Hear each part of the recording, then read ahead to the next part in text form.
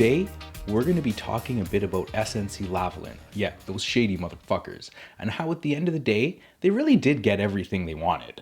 I mean, it's a testament to how crime does pay.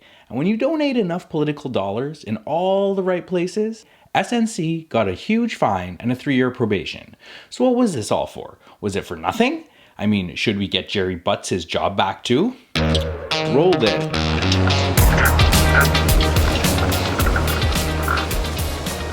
Hey there, welcome back to the show, Nothing Held Back. If we haven't met, I'm Issa, and it's truly an honor to have you here. So for those of you who don't know who SNC is, they were at the center of a huge political storm for Prime Minister Justin Trudeau's Liberal government. It came to light that the Canadian government wanted to provide an admittedly corrupt company with a way to continue bidding on public federal contracts. I know, what gives? What makes this so disgusting is that this company was a contributor to the Liberal Party for a long time, and to the tune of millions and millions of dollars. In the aftermath of the crisis, the Prime Minister lost his Attorney General and Minister of Health over the issue of political interference in our judicial system. Some pretty serious charges. It was actually a lucky break, because if it wasn't for Andrew Scheer shitting the bed in every possible way, it would have toppled the government. Now, here we are, more than a year later, and it was all in vain. The company got what it wanted, which was always going to be a big-ass fine, and the ability to continue bidding on federal contracts. It's pretty gross that after everything that happened throughout the parliamentary proceedings, that this kind of decision could be made, and that nobody in the government thought that the company being held to account is what the public really wanted all along. I think many Canadians will have questions as to what actually happened at the end of the story. Why did the company, who was accused of bribing officials in multiple countries over a wide time frame, get off with a $280 million fine and some probation? Are we returning any of the proceeds of crime to the institutions from which they were stolen? What says you, David Lametti? Appeal of the judicial review decision as possible, and therefore, Mr. Speaker, I will make no pronouncement on the situation with respect to a deferred prosecution agreement. David Lametti, our new Attorney General, who obviously plays better ball than his predecessor, is likely to blame. He was always clear that ethics, public trust, and doing a good job came second to keeping your friends rich. He basically has crony tattooed all over his face. A follower by nature, bred for politics, he will do the Prime Minister's dirty work without asking questions. He knows how the world works and isn't shy about it. My guess is that even though it's not being called a remediation agreement, that's exactly what he cooked up for them. A fine? Check.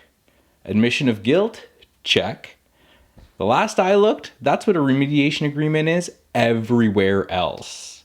So why is Kathleen Roussel coming out now? Because the legal proceedings are over and she can. Although her account was rather shallow and she didn't throw her new boss under the bus. So what are the government stooges doing to highlight this mess and prevent it from happening again, you ask? Nothing, obviously. Multi-billion-dollar companies are going to keep throwing money at politicians, and the public interest will have no chance of competing with this kind of.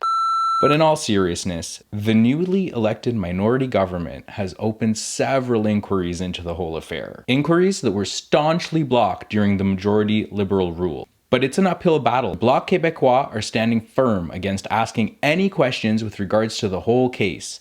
The majority of Quebecers were never interested in seeing a local legend tried and prosecuted. They did invent the term laissez-faire after all. The takeaway from all this isn't about SNC and how they'll move forward anyway, but rather the opportunities afforded to those individuals and corporations who are able to spend millions donating to political parties and lobbying governments all over the world.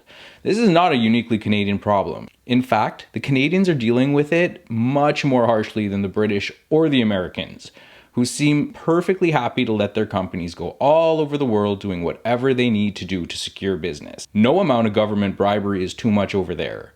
It's a reminder that money talks and bullshit walks. If you have the right friends in the right places, laws can literally be rewritten to suit your needs, as it was evidenced in the 2018 budget when SNC operatives had the Liberal government insert legislation that would have allowed them to escape prosecution. When is our democracy going to hold leaders accountable to what's morally right? We let our elected officials control the media narrative, and then them and their friends get all the breaks. Politicians used to have new ideas, new ways of doing things, but this buy-in democracy has left the field devoid of any substance, and all that we're left with is a hopeless pit of losers whose political lives fall with the donations trickling down from the billionaire class. What a sorry state of affairs we found ourselves in. Thanks for tuning in. Be sure to subscribe and the bells and notifications and all those other things people are always talking about. Have a good one. If you enjoyed my content, be sure to subscribe and